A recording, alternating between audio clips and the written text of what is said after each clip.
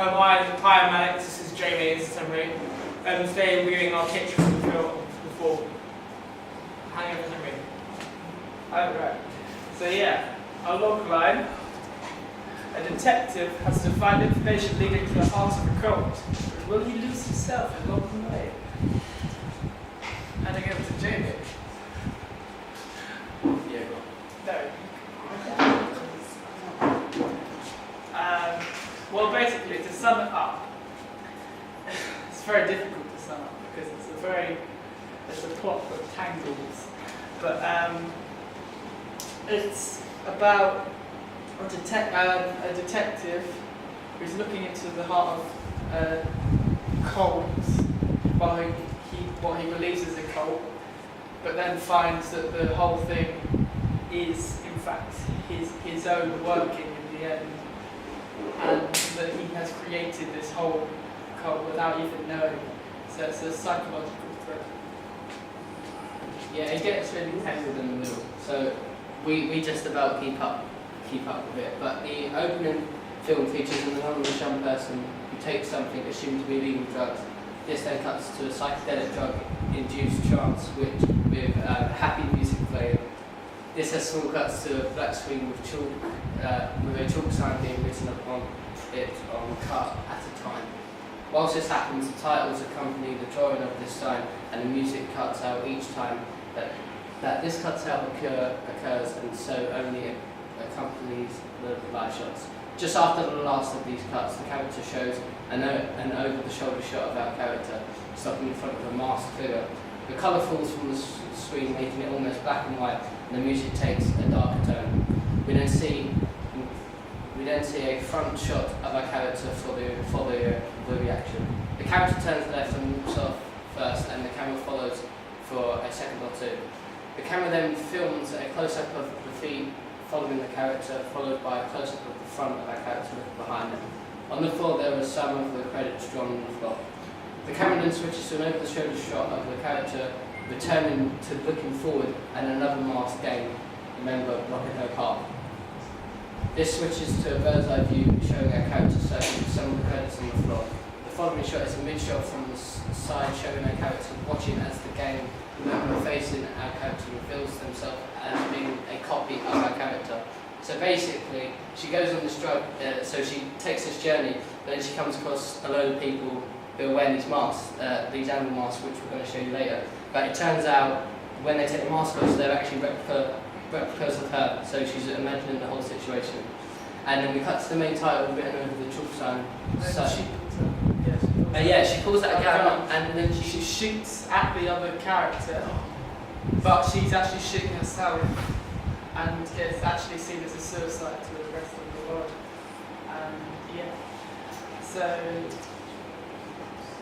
Most of the film is in a sort of Sin City sort of colour scheme, where the colours actually drained from the actual film. We had a few inspirations, mainly Kill List, Fight Club, and Fear Alone in Las Vegas. Fight Club was our first initial inspiration because the film narrative is unclear in some places, just like our one, and we like the idea of the audience not being comfortable with what's going on. We also looked at Fear Alone in Las Vegas, which Henry insisted that we looked at, so I think Henry should talk about that. It's most of the time in that film there's a lot of unsureness about what's actually going on, what's actually happening, and it's only at the end you find out what's been going on throughout the whole film. Really, some time near to the end you find out what's actually been going on through the film. And Kill List. This one helped us come up with the idea of a cult where a person doesn't really know what's going on, but they get to the end and they find out it evolves around them. And the idea of creating a cult was raised from this film because we like the way that an audience is not sure who each character really is.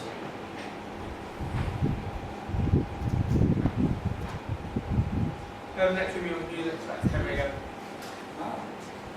This is the music inspiration for the opening scene, and in this we've got happy music, the transition, and then the sort of darker section of our opening, because our opening has, even within that 2 minutes, quite a few different sort of sections of it in sort of mood and feel. And then on to Alex, I think. On to Alex. Next we move on to props.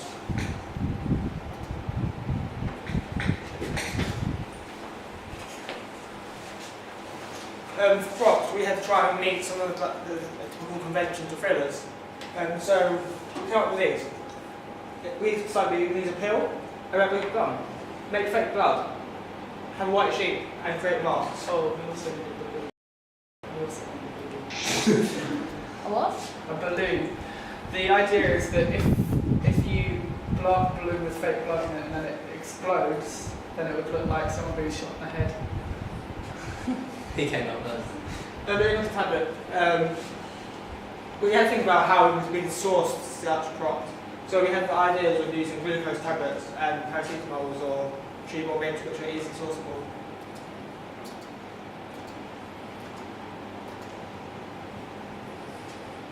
Next thing to the replica gun. As we can't use a real gun because it's totally illegal, You also can't use a gun that's just the same as a replica gun. You can't use a very lifelike looking replica gun on the streets because you get arrested for that. So, here we have our recipe for making the fake blood. We analysed a few recipes and decided this would be the most successful one. That's a video how to Jimmy, make okay. blood. Okay. Play the video. it's like anything.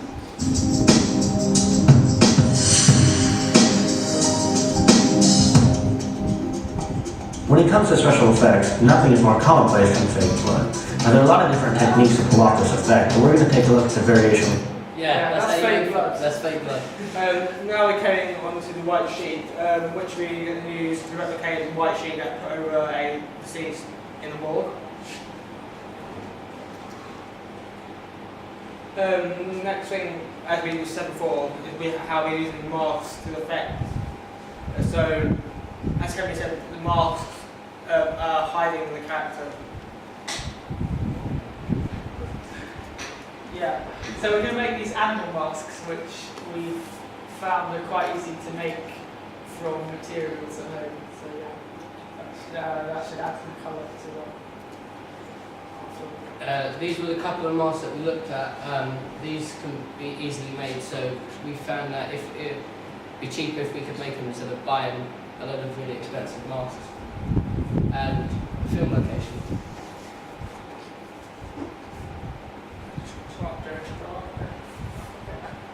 That's my hand. There we go. Oh, no, Alright.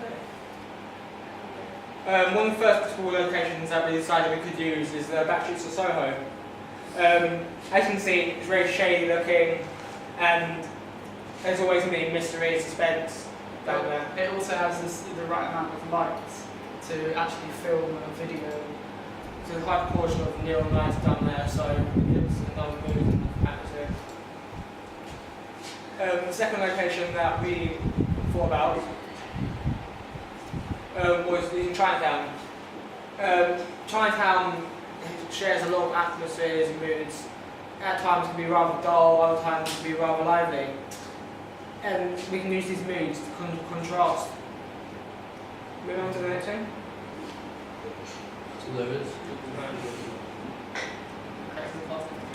Oh, characters in casting. We don't actually know any actors. We don't have any actors in mind yet. We need to research actors, but we've got some characters that we want to base our characters on, such as Brad Pitt's character in Seven and the detective in Batman, The Dark Knight Rises. The Brad Pitt's character would be our main detective, and then we have an assistant to our detective who would be based on the Dark Knight Rises detective. Thank you for listening. Okay.